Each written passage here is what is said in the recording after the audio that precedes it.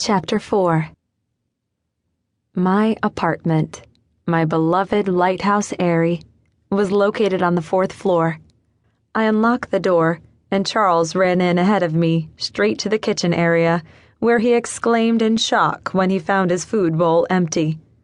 The apartment was tiny, only one small room plus a bathroom, but I absolutely adored it.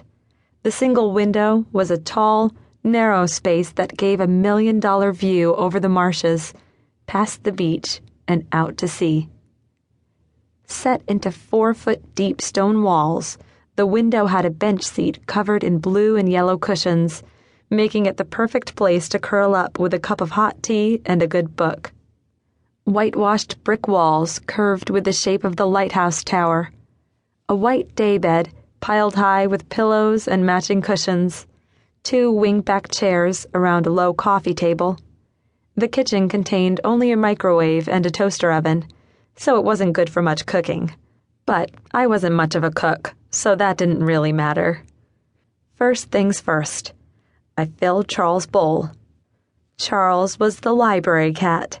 He was supposed to spend his time downstairs and eat and sleep in the staff break room.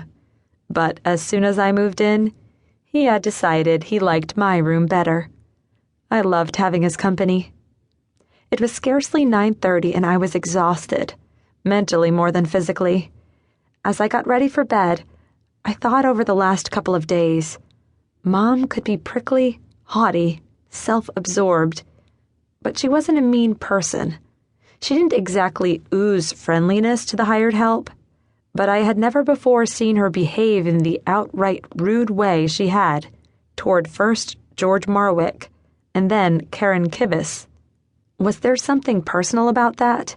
They both claimed to have been friends with her in her youth. Fortunately, things with Karen had been resolved. Karen could play the martyr, but it would do Mom good, I thought, to reestablish some old friendships. I was quite proud of her for climbing down off her high horse and making the effort to be friends again. As for George, manager, we've all had the experience of trying to get rid of an unwelcome suitor. I sent a quick email to Jake's seafood bar requesting a table for 5 for tomorrow night, and then settled into my pillows while Charles curled up at my feet. I took one of the Fixer-Upper Mysteries by Kate Carlisle, how could I resist a book with a lighthouse on the cover, off the night table, and began to read. Thick curtains covered the single window to keep out the light from the 1,000-watt bulb flashing less than 100 feet over my head, and the first thing I do on waking is pull them open to check the weather. Today, the yellow ball of sun was rising over the ocean in a sky of flawless blue. Another perfect Outer Banks summer day.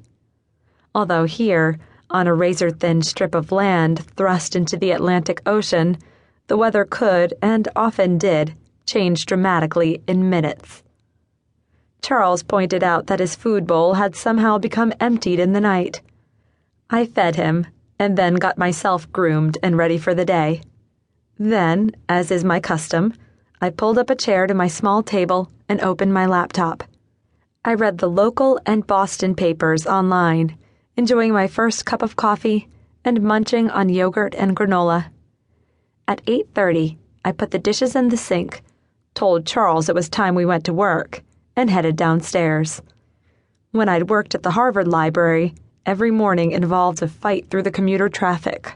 For the improved commute alone, I cherished my life at the Bodie Island Lighthouse Library.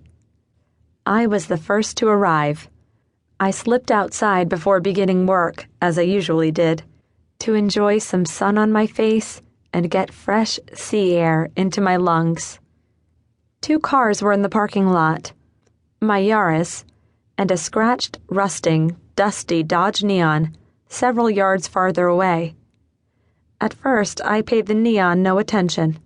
The lighthouse borders the marshes between Roanoke Sound and the National Seashore. Wooden walkways wind through the marsh, ending at a rough boat dock on the water. Plenty of people come at sunrise to hike or catch birds beginning their day.